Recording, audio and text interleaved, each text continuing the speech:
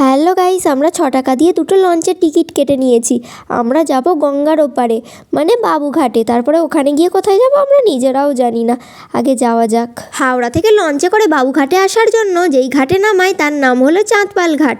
তারপর সেখান থেকে একটুখানি হাঁটলেই হচ্ছে বাবুঘাট। আমরা বাবুঘাটের দিকে যাওয়ার সময় হাঁটতে হাঁটতে দেখতে পেলাম এই সুন্দর ব্রিজটা, আর দেখতে পেয়ে কয়েকটা ভিডিও ছবি তুলে নিলাম। আর ব্রিজের কাছে দাঁড়িয়ে দেখতে পেলাম এখানে কত সবাই স্নান করছে, আর উল্টো দিকে ছিল একটা বজরংবলীর মূর্তি।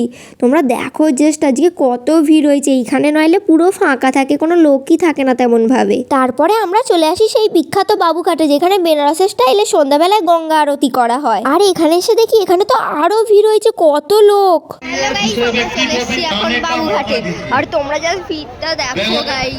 এই কেন হয়েছে ভিড়টা? আজকে হচ্ছে 14ই জানুয়ারি, মকর সংক্রান্তির সাথে কুম্ভ মেলা।